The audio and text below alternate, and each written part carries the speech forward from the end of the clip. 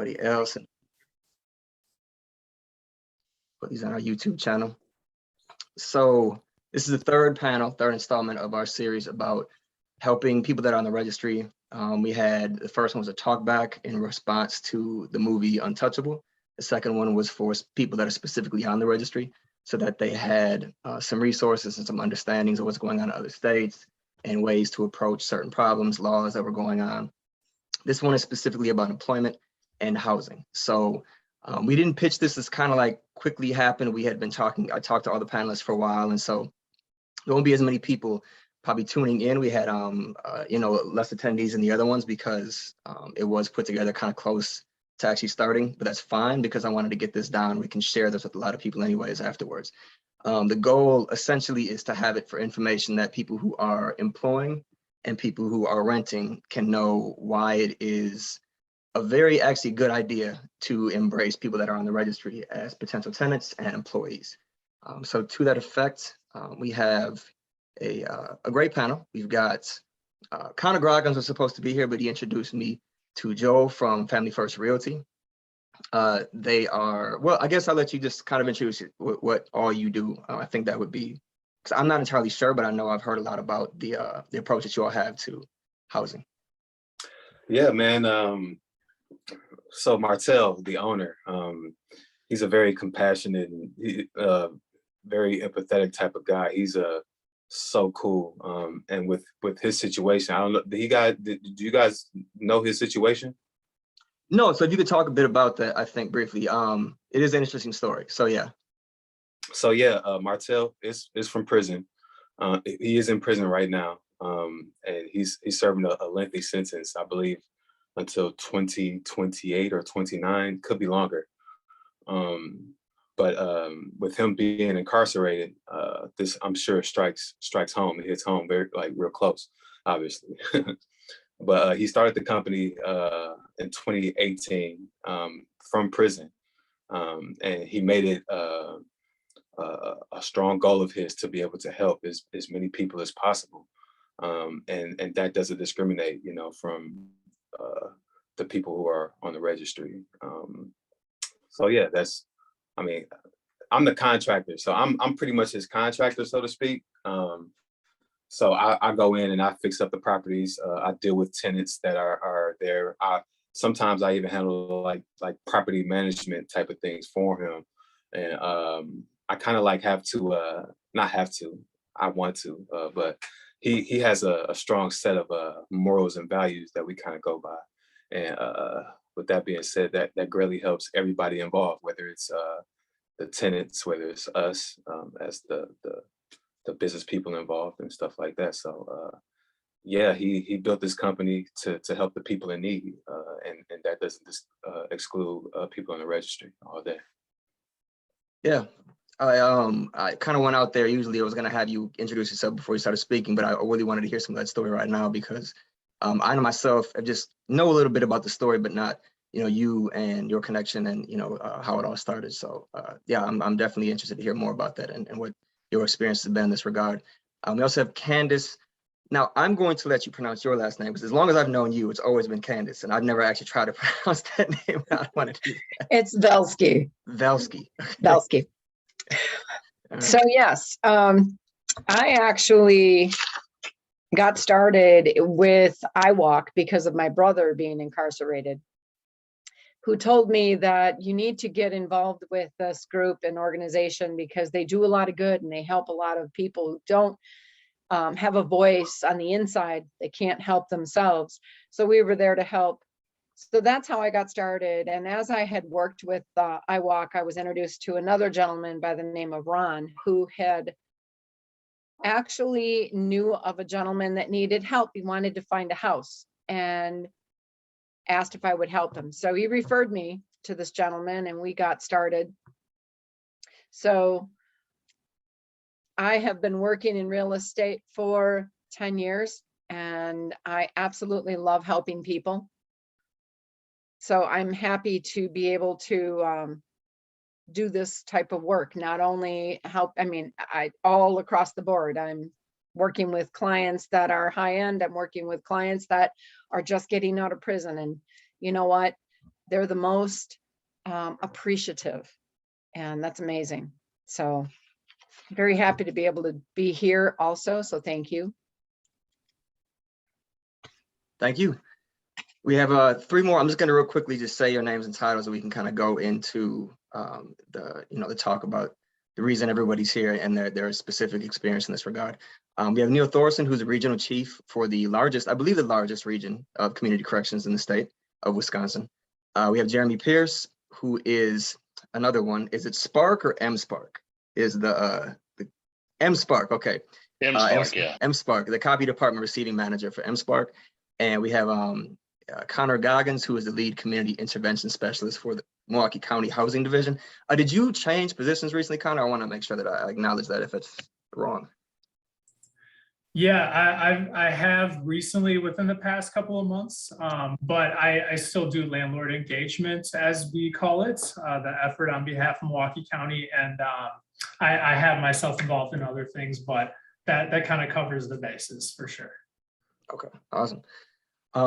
So I'm going to put our organization URL in the chat here. So if anybody has any questions as well, please put them in the Q&A.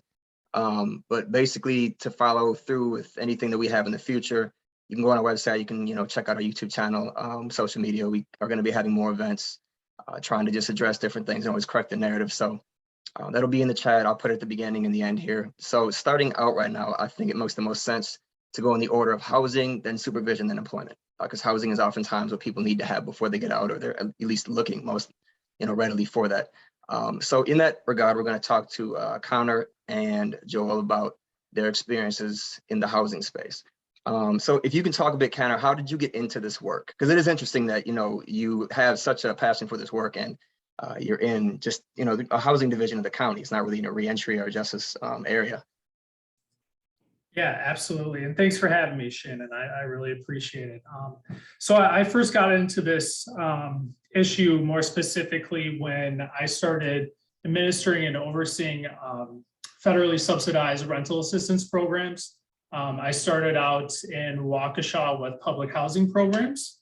So unfortunately, most federally subsidized rent assistance programs ban lifetime registrants from seeking and receiving certain and perhaps most forms of federally subsidized rent assistance.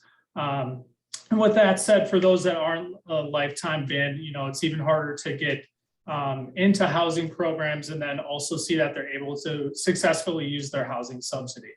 And in Milwaukee County, I worked with what we call a continuum of care rent assistance program, one of the largest in the area, of which works with formerly homeless individuals and families, of which is not limited to or does not exclude lifetime registrants.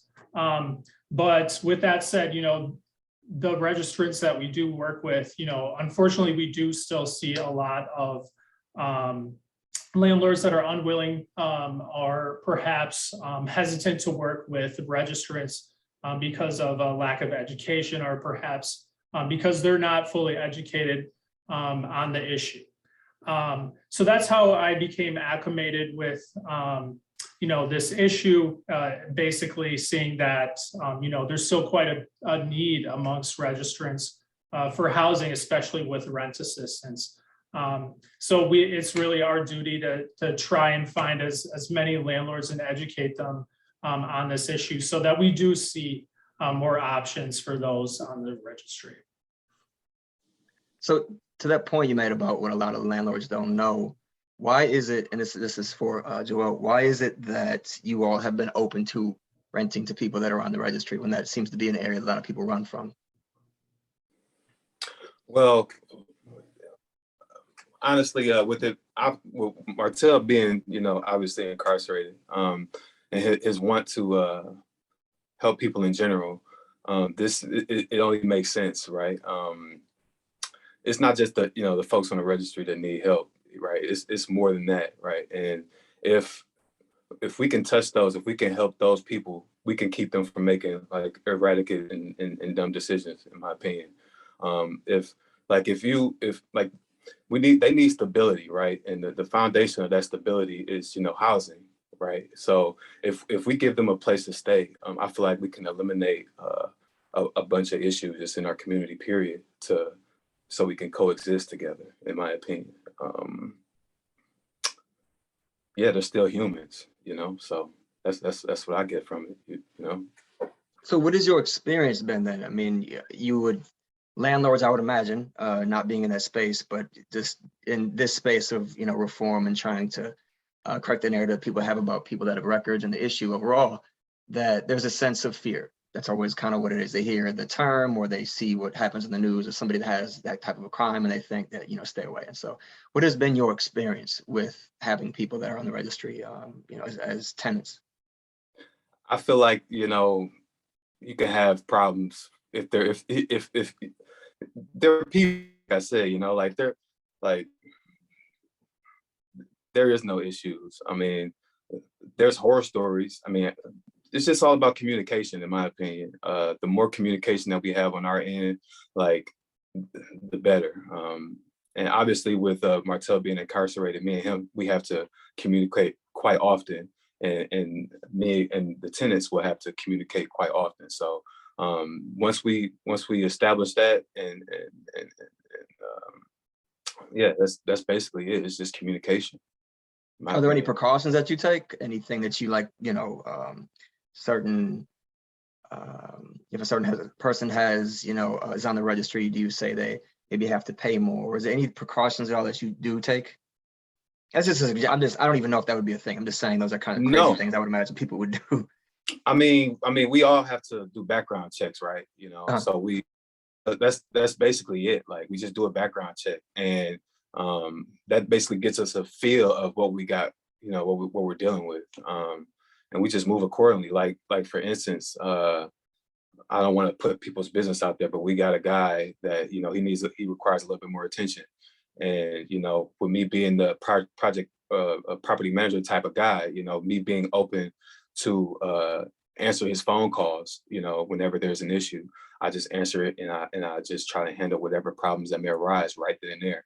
And I just relay that information to Martell. It's just all about communication. Have you ever had any complaints from neighbors or other tenants? No, not yet. And so, like, I can see that being an issue, but with our I don't want to say that we're spying on them, but we're so involved with our tenants that we know if there's any problems, and if there are, we will be open to communicating with the residents as well, the neighbors. Sorry. All right. Connor, in the space where you deal with a lot of other landlords and property owners, what do you kind of hear when this topic comes up? Because I know we talked about how people don't even know about, and we'll get to that in a second. There's actually a residency restriction, law that was changed some years back. What do you still hear when this topic comes up from other landlords? Yeah, no, I appreciate that question. And this is something that recently has become apparent from a top-down level, is that there's still, unfortunately, a lot of misinformation out there. A lot of landlords, including leaders among landlord groups in the area, are still under the impression that the old residency requirements, of which essentially limited registrants to living in very selected parts of Milwaukee, based on the former requirements, many thought those were still in place. Unfortunately, there was some old guidance that was still made, more easily available to any that would try and do their own research on this topic, than by actually finding that the actual residency requirements that are in place now, and that have been in place for, over 4 years now. So it used to be the case that, the residency restrictions were based on like 2,000 feet from schools, parks, daycare centers, stuff like that. So that severely limited the spaces in which registrants could live in. But because of a change in September 2017, essentially, under certain circumstances, registrants can actually live anywhere in the city of Milwaukee, with some limitations. But ultimately, instead of having a very limited amount of addresses of which any registrant under any circumstances could live, it's now essentially the whole city of Milwaukee, so long as, you know, certain circumstances are met for that case specifically.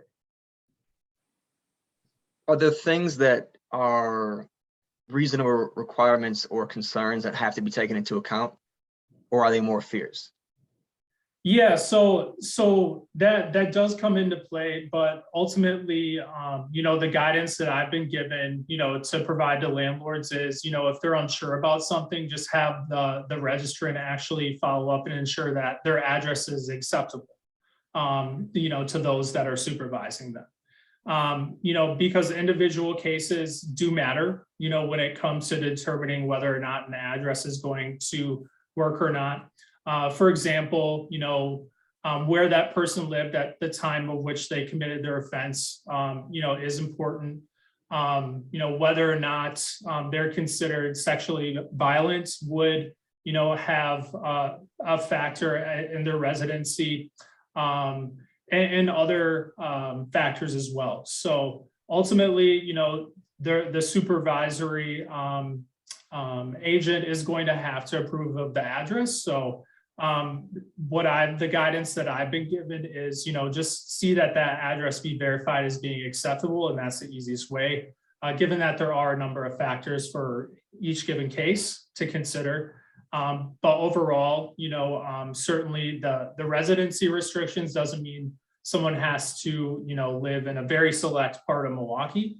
And certainly, you know, with the current residency restrictions, you know, it does mean that they can live anywhere within Milwaukee, but it has to be, you know, their own circumstances being taken into consideration ultimately at the end of the day.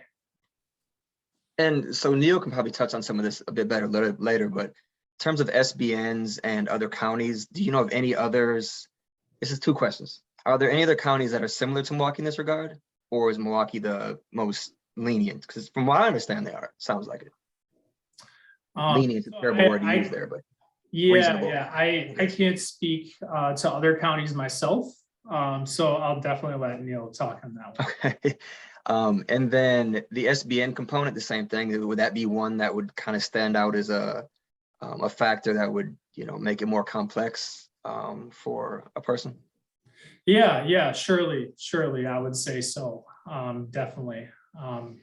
But with that said, you know, ultimately, I think if the landlords are, you know, ensuring that the address that a registrant is trying to rent from is verified as being acceptable, that to me would be the easiest way, you know, to ensure that, you know, there are no problems later on after, you know, officially entering into a rental agreement. Okay. I think my last question for you is, have you been seeing things kind of change in terms of decisions and approval of certain residents, you know, allowed for people that are on the registry opening up over time, or has it been kind of consistent with difficult for people to still find approval on both ends, from the agent and from actual people that would rent to them? Sure. So I would say overall the issue is, you know, there's been progress made with more landlords working with registrants overall since the time I've been doing it, the limited time I've been doing it. I think we'll make more significant progress as time marches on, given that, you know, we have identified with landlord groups, for example, the apartment association in the area, that identified their main concern as being outdated residency restrictions being listed on the city of Milwaukee's website, and unfortunately giving the wrong impression that those were currently the law of the land. So as a result of seeing those residency restrictions, you know, be removed, and then seeing that, you know, the current guidance be made clear, you know, they have made, among others, that they are willing to, you know, share these clarifications and guidelines, so that, you know, they are able to share that from the top down, and hopefully we'll see a more effective approach in moving forward and seeing that, you know, landlords are more easily able to be educated about this issue, but also, when they do seek guidance from their landlord associations and leaders in the community, they are properly informed. All right. Thank you very much. There might be some more questions for you later on, so don't go anywhere. But course. thank you to both of you for now for coming on and clarifying that and talking about your experiences. I want to go to Kandis now to just get a bit of experience and from you about how it has been as a realtor finding actual housing, not just a property or a place to rent from, but purchasing a home for somebody who's on the registry. It's been very difficult at times. So last year I worked with a gentleman and he was super excited, wanted to get going, but I really had to work with the PO. Not only him, I had him contact his PO to get information, see if the home was approved. However, he had a lot of trouble getting her to respond. So I jumped in and started reaching out to her as well and said, listen, we need to work together here. I need to get this information in a timely manner because in this market that we're in, as you know, Seller's homes market. are flying off, like hotcakes. It's been amazing and good for realtors. However, it's frustrating as all get out for buyers, as you can imagine, even more so with those that are on the registry. So we have to make sure the maps that I asked for, that I can read them for one, which that's been very difficult. So the POs always say you have to contact the police station. So I'm not only working with the PO, I'm working with the detective to get the approval for the home. Once we get that approval, then we do a showing. And in Greenfield, I was very impressed with the response, and actually the PO was very responsive, which I was happy for. She was worked with me, emailed back and forth, so that worked out very well. I'm now working with another gentleman. By the way, he did get a home last year, so we did get an accepted offer, and that one, it was in Greenfield. One thing I did want to mention is working with different communities. I've found that everyone has their own set of rules, own set of regulations, different, things that you have to jump through, a lot of hoops. So one of them being in West Allis right now, I'm searching for a home for a gentleman. And he has been reaching out to the detective, which has been great. I did contact the detective recently. We had a nice long chat because he was first told, my gentleman I'm working with, he was first told that he was too close to a park. And there was like 50 feet. It was 1,000 feet, but then he said, nope, it's 950. So there was this discretion. He's like, I don't know how, we can get around that. So I reached out to the detective asking if there is any way that they could, give us, what are their rules on that? Do they actually stick with that, certain number? And he said, yes, they do not detour from that. Whereas in Greenfield, when I worked there, they actually do look at the situation. And if there is some room to work, they work with the people. So that was nice. West Allis is definitely a strict no, not moving for anything. They won't make allowances. Now, we've been looking for at least a year, and it's been frustrating for him. He cannot, they're very limited in West Allis. So I was told approximately 15 to 20% is what they're open for allowing someone on the registry to move into the city.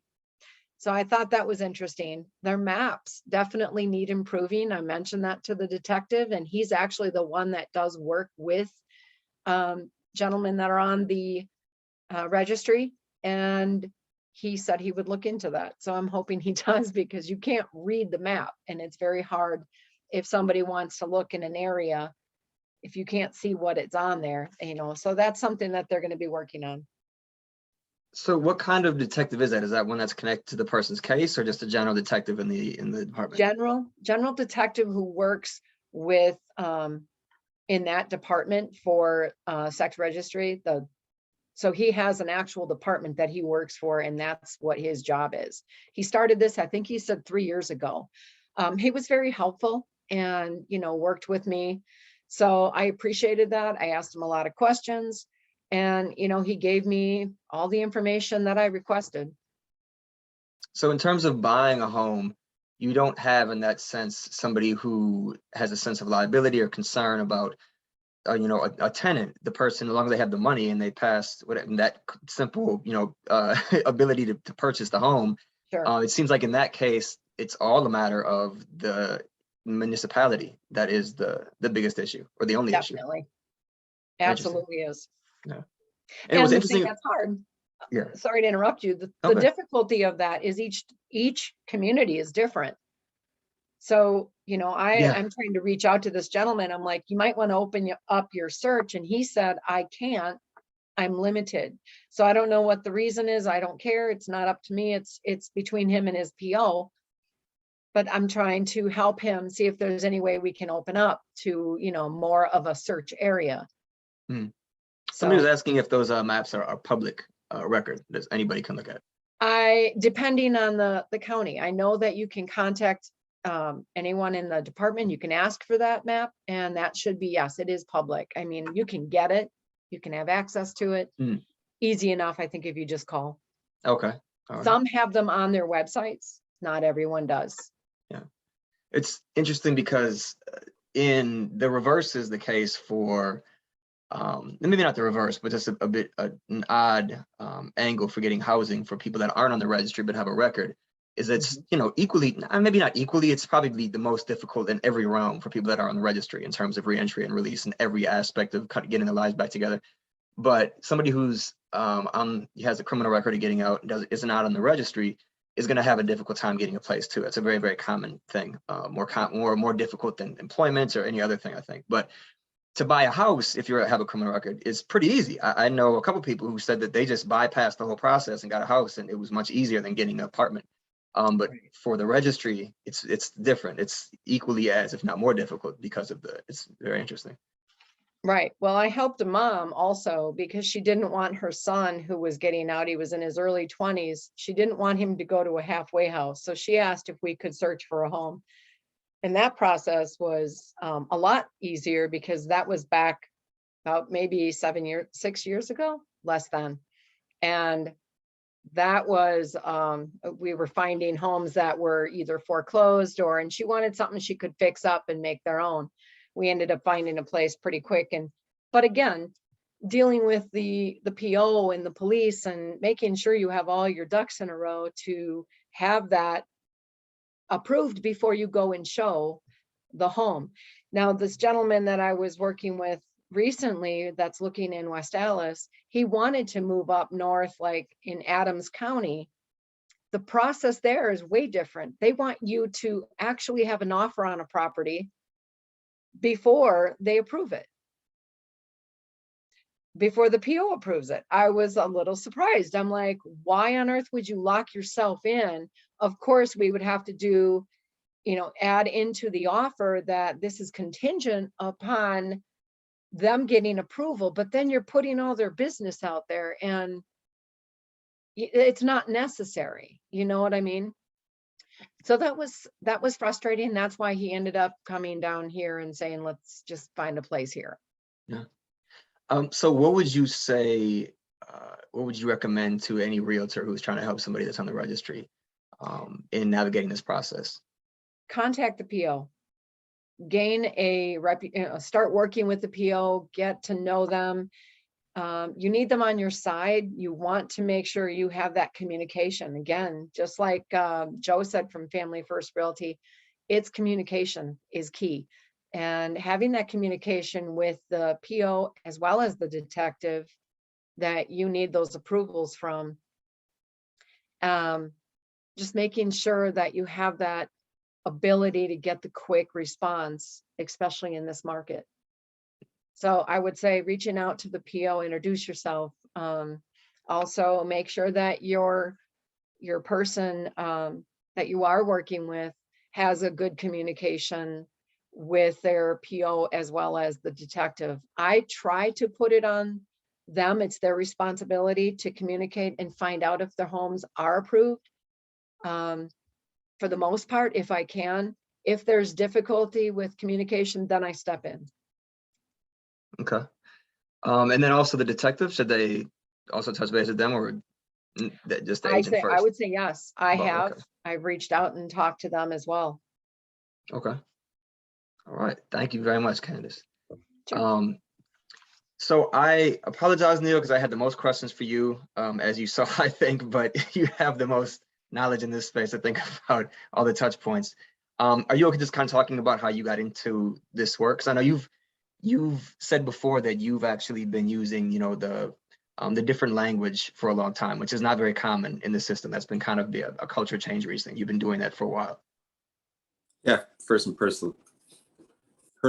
language has been an emphasis, particularly under Secretary Carr, and it's been an easy transition for me. It's been something that I've been focusing on for many years now, recognizing that it's important to celebrate client successes more so than call them out when they don't make a good decision if we want to change long-term behavior. With that said, as was mentioned, my name is Niel Thoreson. I'm the Regional Chief for Probation and Parole in Milwaukee County. And I've been in this particular position for about 9 years now, started in March of 2013. Prior to that, I worked as a supervisor in this county, in Milwaukee County, as well as Waukesha County, a little bit in Jefferson County. Prior to that, I was an agent. So I've been around for 20 years in total, working for the Division of Community Corrections at multiple levels. And I've been in the position as regional chief throughout the transitions that were referenced by Connor earlier regarding residency restrictions and ordinances. When I first became chief in the city of Milwaukee, we did not have an ordinance. And then I was here for the years when the ordinance was in place and had some really strict rules and regulations where registrants could reside. And then I was here when the laws changed in 2017 once again. So I'm happy to answer questions and kind of paint a picture of what the agents go through when it comes to determining the appropriateness of a residence and then assisting our clients to make sure that, as was referenced by some other panelists, we're not incongruent with any sort of ordinances that are beyond the control of the department. And so that's an interesting point. That wasn't one of the questions, but that came up earlier. There is a sense that some people have that the DOC, the DCC, that they have some control over the residency restrictions. So how do those come about? Because it's not something that isn't in your control and you don't need to make those decisions. No, and I think Kandis talked a lot about the different municipalities having their own rules and regulations, and much like she had to go through a learning process to know the difference between the ordinance in Greenfield and West Dallas, so do our agents. Our agents aren't involved in the development of the ordinances.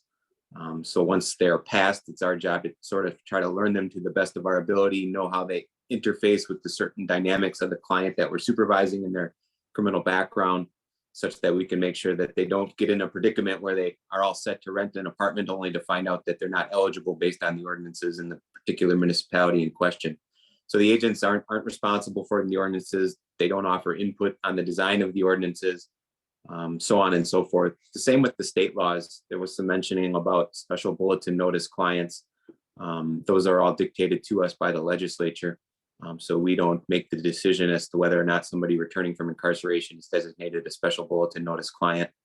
And the last thing I'll mention here too, when it comes to those that are on the registry and notification, when it comes to special bulletin notice clients, that's a law enforcement function. So if someone's returning from incarceration and they're designated a special bulletin notice client, it's actually up to the law enforcement entity to decide the level of notification that they want to provide to the community about the person coming home. The department participates in that process. We provide information. And if there is a community notification meeting, we attend and make sure that the audience is aware of how we work with the client to make sure that they follow the rules of supervision and find success in the community. But the level of the notification is totally up to the particular law enforcement entity of the municipality to which the client's returning. So if a client is coming home to Greenfield and the Greenfield Police Department wants to hold a community notification meeting, that's their decision. And the department isn't there to say you can't or you can do that. That is one of the misconceptions that's out there. Some of the other misconceptions, and I think that was one of the questions that she had for Shannon, was already covered in so much as it's not from where we sit that the severity of the underlying offense that determines somebody's potential risk to the community. Oftentimes, there isn't a direct correlation between the severity of the underlying crime and the risk that the client poses, or when you're prognosticating how good of a tenant that individual is going to be, looking at what they did to get to supervision doesn't necessarily deliver to you the best prediction level. You really want to talk to the individual, look at what they did while they were incarcerated, the programs that they were able to obtain, if they were able to earn their way down to a lower level of supervision such that they were at a minimum security facility prior to their release and were already saving up money and earning an income before they came back home.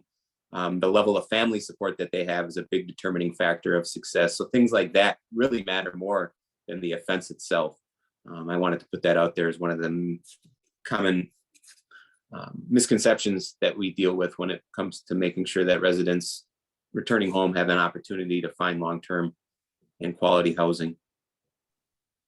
Yeah, you touched on one of the following questions pretty well about what controls or people on the registry can live and work. Like you said, it is a variety of things that, it's not just the DOC or the DCC deciding what and who and controlling it all. It's you all are trying to, figure these things out as well on the fly. A lot of times things are constantly changing. It's just, it's a mess, I would say, in a way of what's going to happen and how a person who's trying to plan right now that's inside is going to be going on in a year. It's just, it's just, you have to figure out how it is, or the moment you get out almost and play, that as best you can. What is the lifetime GPS law in Wisconsin as it is right now? Because we get a lot of questions about that at the community from people inside, which is, from my understanding, it was an interpretation by Brad Schimmel that now requires anyone that has 2 charges or 2 convictions of a sexual nature to have lifetime GPS. Is that the way it's currently operating? Yeah, so what I think you're referring to, Shannon, is what's often called a 2-strike client, or a client that has 2 types of offenses in their background. Historically speaking, the interpretation of the law passed by the state legislature was that you had to have 2 separate convictions or 2 separate cases. So if you had a case in 1997 related to a sexually motivated offense, and then you had a case in 2001, those 2 cases together, and I'm parsing and paraphrasing quite a bit, the law is actually way more complex, but to simplify it, that meant that you were a 2-strike client and the lifetime GPS laws came into play. About 5 or 6 years ago, and I can get the exact date if anybody's interested, there was an opinion by the Department of Justice, which was headed at the time by Brad Schimmel, wherein they decided that it wasn't the number of cases, it was the number of counts per case. So let's go back to that prior example where I suggested that a client had a conviction in 1997. If there were multiple counts on that one 1997 case, now that individual is going to be considered a quote unquote 2-strike offender, and then they would have to wear lifetime GPS upon return to the community. With that said, there is still some other nuance to the GPS laws such that you can only have 1 conviction, but the dynamics of the crime itself would require you to wear a lifetime GPS bracelet. And a lot of that has to do with the age of the victim at the time of the crime and the relationship between the victim and the perpetrator. There's an actual document that agents use that sort of spells out more so in a checklist format so that we make sure we get it right when it comes to those cases where it's not a 2-strike requirement, but rather it's the dynamics of the underlying offense. And that gets checked by multiple levels. So we make sure that we don't make a decision that's not in line with state statute. So again, the change that you spoke to, Shannon, had to do with the move from multiple separate cases to 1 case with multiple counts on a case. And that has resulted in more individuals having to wear the GPS bracelet for the rest of the time that they're residents of the state of Wisconsin, even post supervision with the agent of record. All right. Is that document something that someone who is getting out or their loved ones could kind of see so they can get a better idea themselves of if they would be facing that? Yeah, the opinion, I believe, is subject to the open records law, and can be shared upon request. It's a Department of Justice opinion. It wasn't a Department of Corrections opinion. I wanted to make that clear. State Department of Justice. State Department of Gotcha. Justice, correct? Okay. Not federal. Because when I hear that, I think of federal right away, but yeah, it's the state. So we've kind of talked a lot about housing here in the beginning, but a big part of this is employment as well. What would you suggest for somebody who is getting out that's on the registry and they have to navigate all these restrictions for employers and for getting a house? Is there anything that you've kind of found that are helpful rules of thumb for them to, consider before they get out, or, deal with when they get out? The key is the communication. It's been said multiple times, but if we have a client that has a particular job offer, or they have an area of interest that they would like to explore, making sure that they bring the agent on board in those desires right away, so that we can ensure that if there are restrictions, there are certain types of employment that those that are on the registry cannot have per state statute when it comes to working in schools, for example. So once we clear that hurdle, then the next step would be making sure that the underlying dynamics of the offense are compatible with the type of employment that the client desires.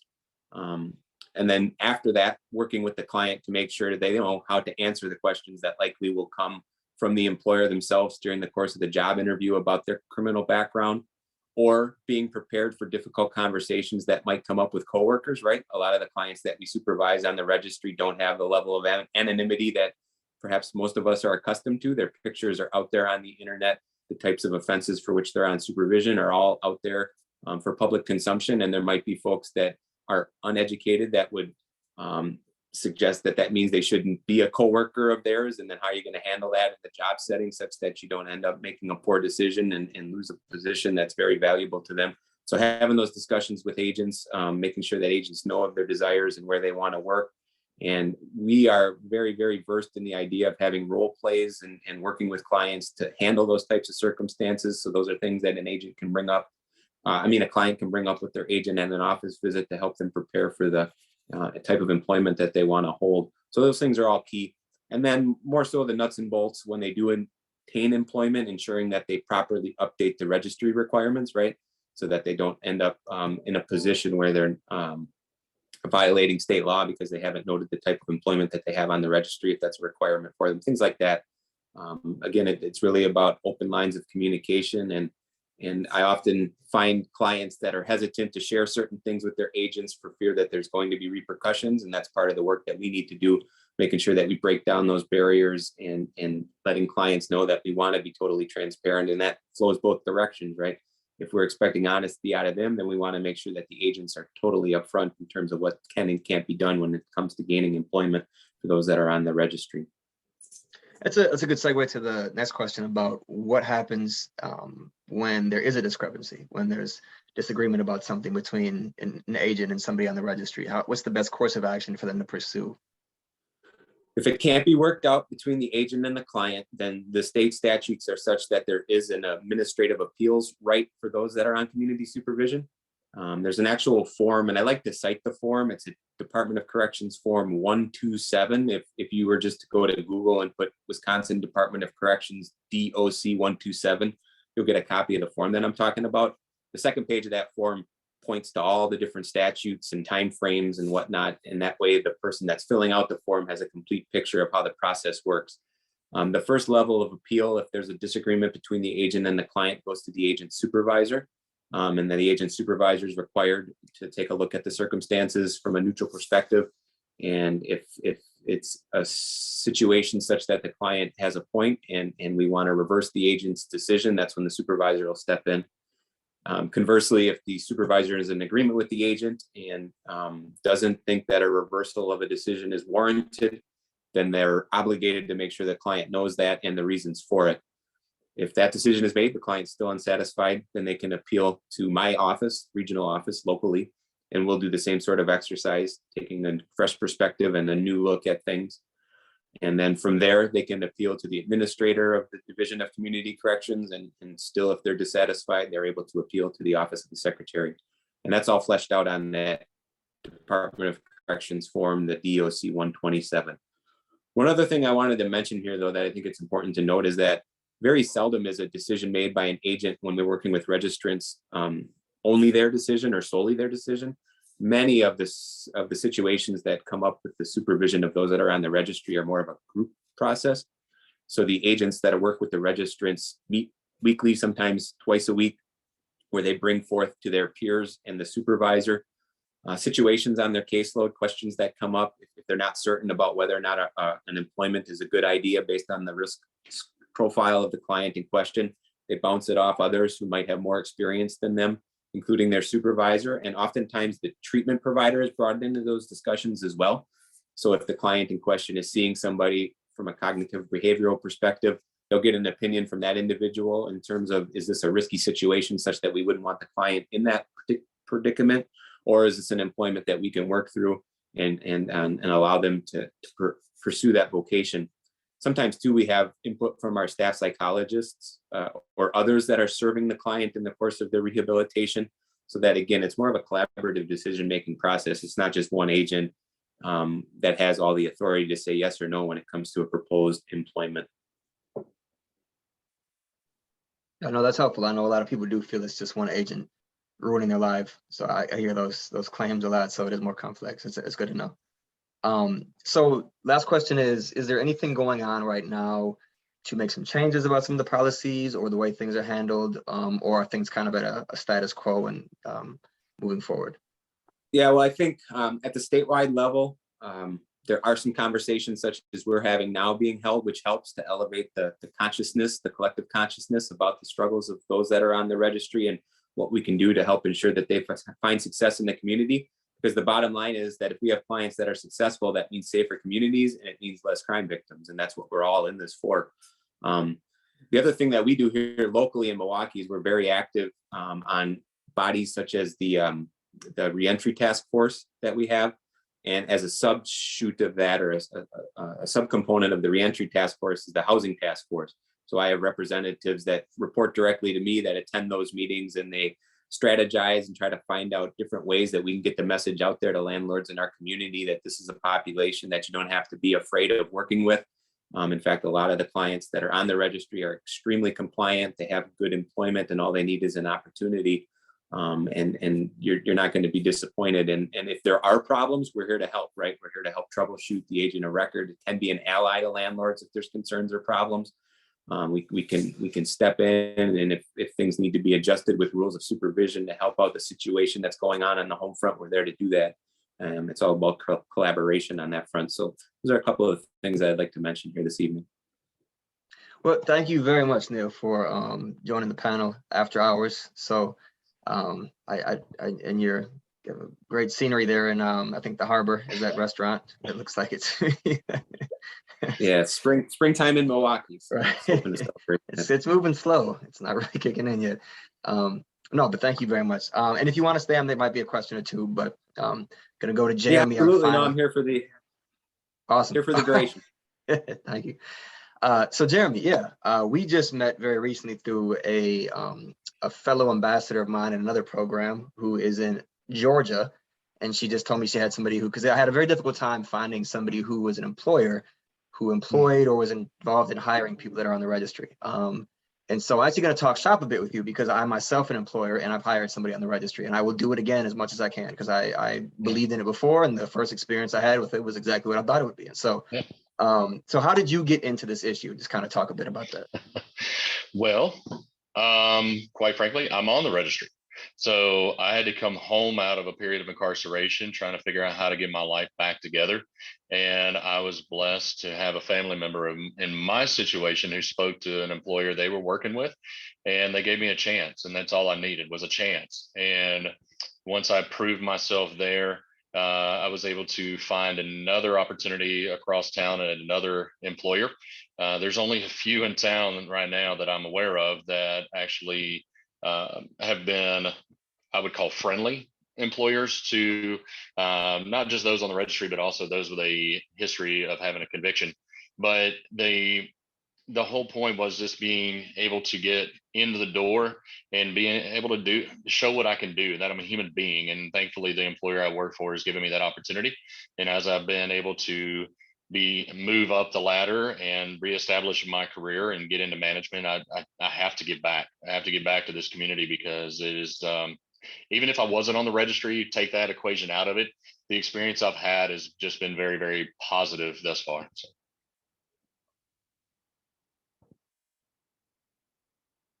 Can you hear me?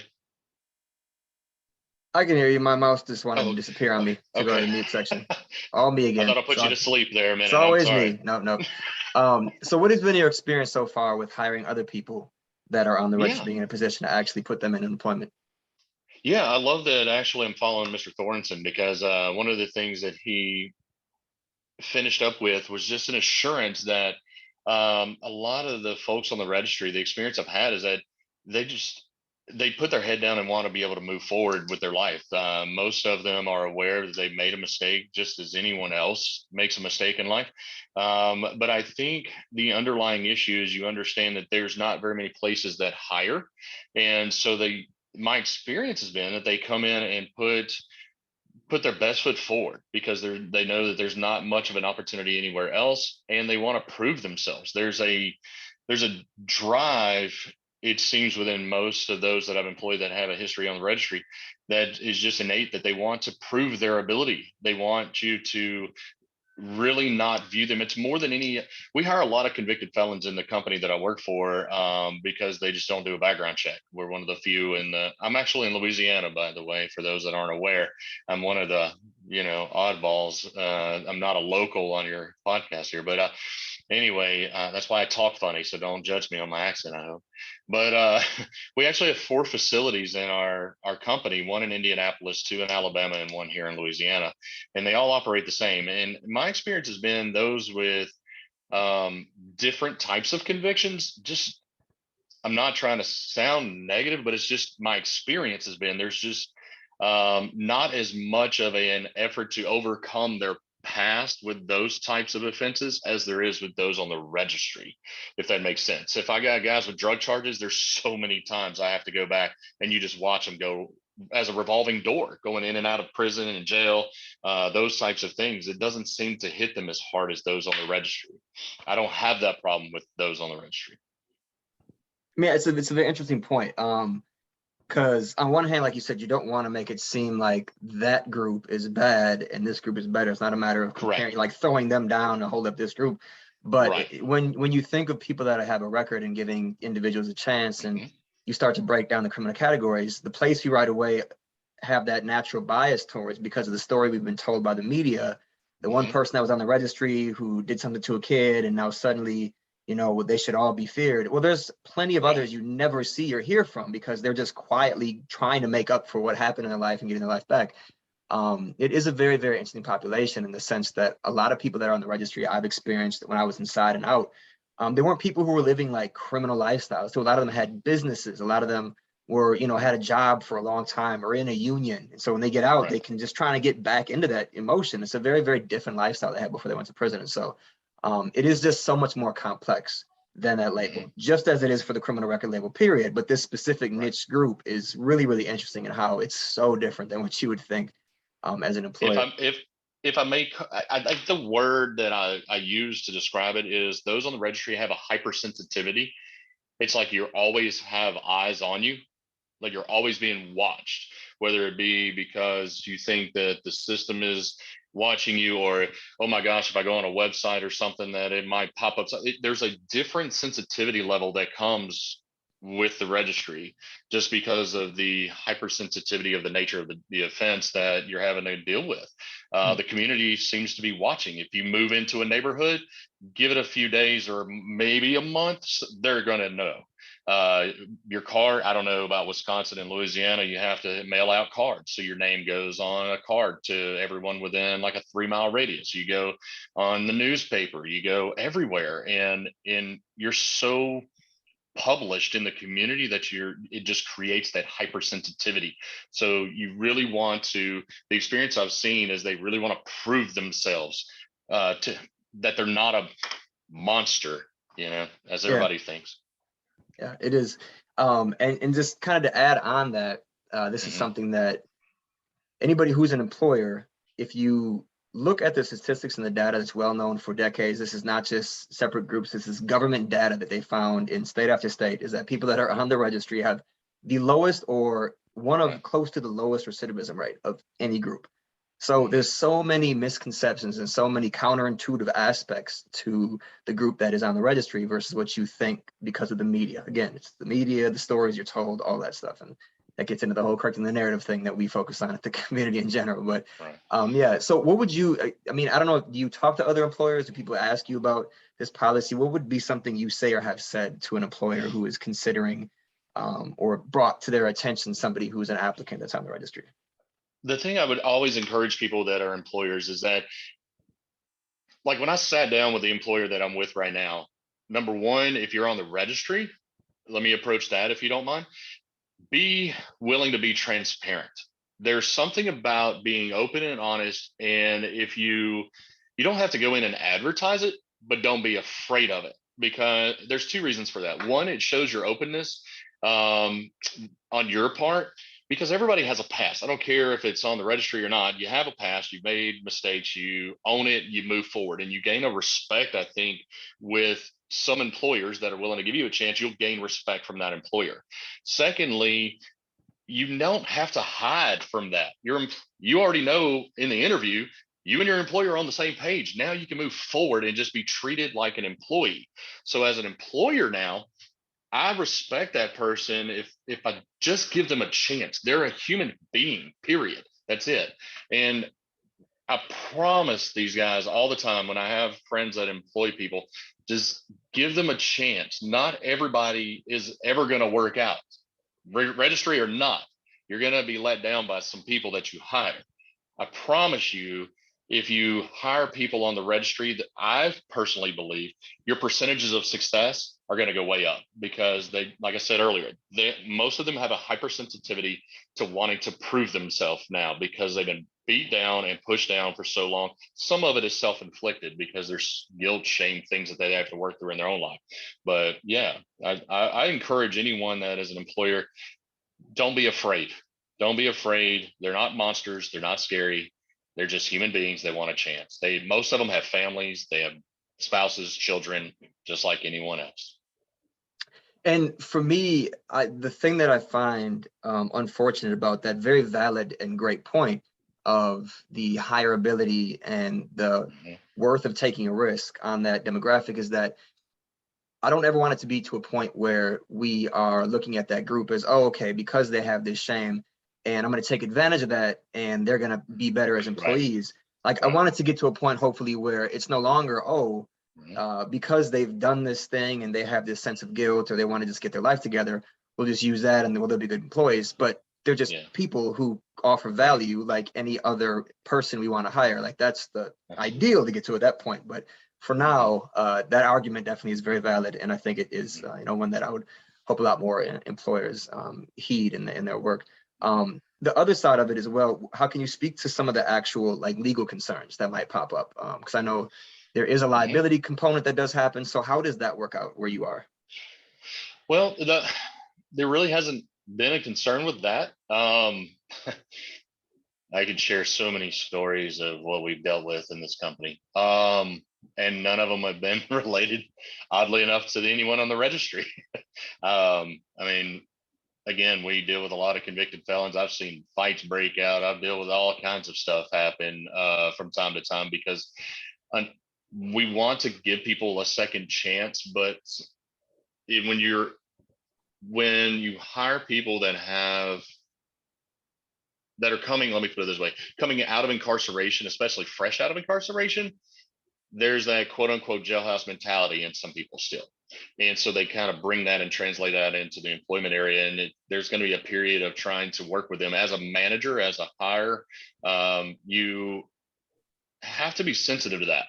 I listen to a lot of leadership podcasts, and Craig Rochelle has a saying that I love hearing him say, people don't care what you know until they know that you care. And as a manager, I believe that's my most important function as a manager, is to try to work with my people. When I was in the military, I had a chief tell me that, if I take care of my people, they'll take care of me. So I really put a lot of emphasis on just trying to help anyone in my department. How can I help you? How can I don't care about where you've been. I want to know where you're going, is my saying to my guys. How can I walk with you? If they are willing to do that, what you'll find is they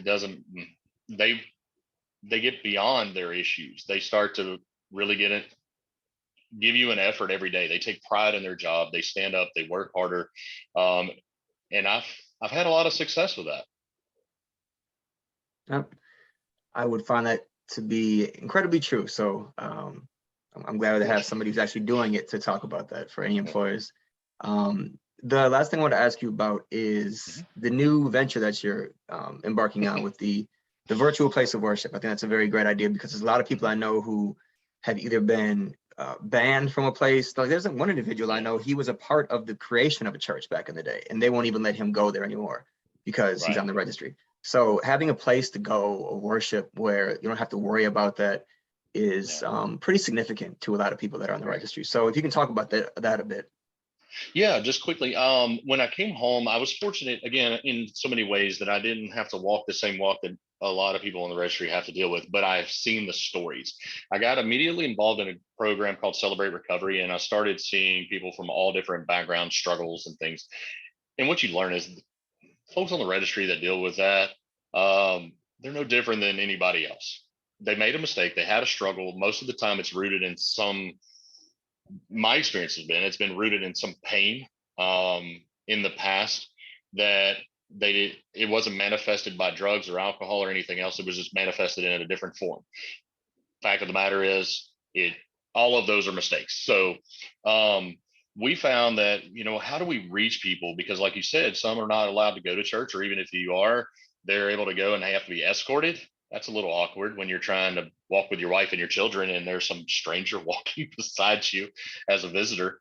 So what we decided is, COVID, while it was hard for some, and I know there was a lot of illnesses and even deaths attributed to COVID, and that was hard to see, there was life in our vision brought forth from COVID, because I believe without that, we wouldn't have seen where the churches turned at that moment, because at that year, everyone got treated the same as anyone on the registry could. They all were banned from services, right? So we saw, hey, they all went online. So is there an access here that we could do? The sensitivity with that is there's places around the country that you're not allowed on social media as the registrant, but your family is. But we've been able to have an online host platform that we can go on. It's not on social media, but it still allows a chat forum that we can communicate with. We have host team volunteers that come in and connect. So we're able to actually pray with people, listen to people. They can be 100% transparent and vulnerable, because we find that already to be true, generally speaking, in a chat forum like that. But when you know that the other person on the other side is like myself, you're on the registry, and you all share that bond, there's a freedom that comes with that, and we can help. One of the main drives for me, besides ministering to those on the registry, is when I came home, my wife had to be put in the decision of choosing to live with me or my children, and that was not in our sentencing guidelines.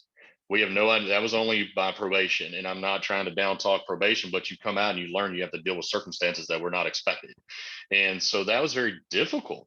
And she lived with me, but my father took in our children down the road from us, so she'd go spend time with the kids at night and all that. That's a very difficult dynamic. Now with this platform, we hope that if she were in that situation today, or some other ladies are, my wife can actually speak to them first person right there with direct knowledge and can relate. Another area we're hoping to be, we have to be sensitive in how we do it, obviously with background checks and everything with people, but I worry about the children involved. I've got 6 of them. They all went through the situation. Now, as a child, how do you talk to your friends about what you're going through? It's already hard enough to talk about regular issues, add this onto it, and that's a major bomb that can get you isolated really, really quickly. So there's a lot of dynamics there that we believe we would love to address through this ministry in a safe area, and give people an opportunity to find healing. And hopefully there's healing there, and then they can launch back and with physical connections in your local area, meet up with groups. I know some organizations that have what they call fearless groups, support groups, whatever you want to call them, so that, you know, we can connect. Isolation, in our belief, is one of the biggest enemies, you know, that you could find. Depression sets in and all of that. And we just want to help with healing. And I really appreciate that you had realtors and stuff on tonight as well, because that's one area that we also believe that without having a building budget, because we're located online, one of the major things that I would love to see is, I think it's a shame that we have people that are incarcerated beyond their sentencing date because they can't find a valid address. And to me, that's unacceptable. There has to be a way that we can address that and find solutions. So I applaud realtors getting involved, trying to help already with the registry, and to be able to connect with that around the country, helping people get out so they're not having to spend. I met a gentleman that had to spend over a year incarcerated because he couldn't find an address. And that was just, it was sad. So thank y'all for allowing me to be able to speak on that. Thank you very much. Yeah, thank you. I mean, that what you just said is actually a very, very common story across the country, as I'm sure you can imagine. So, yep, yeah, I would love to see that go away as well. I mean, I don't see any questions that anybody has popped up. We've kind of been answering. Or you've all been answering some that have popped up along the way. I was just giving I was giving Ruben crap, Neil, not you, when I said thanks, Rudy, because in the chat for calling him Judy. I think I'll be calling him that from now on.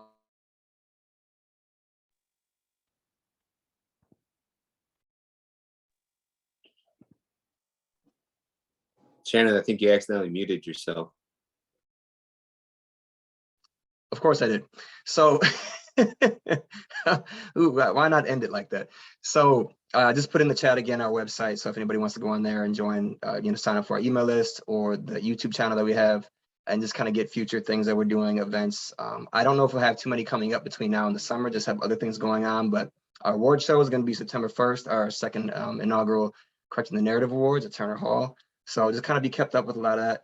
And again, I really, really appreciate everybody coming on and spending some time tonight. And if I can ever be of any assistance to any of you, let me know, the organization as well. And see if I have any more questions. I don't think anyone's, so I think we're good. I think everyone's feels it must be having their questions answered. So greatly appreciate it. Thank you. Good night, everyone. Anytime. Peace. Thank you. Night. Nice to meet everybody. Stay safe. Thank you.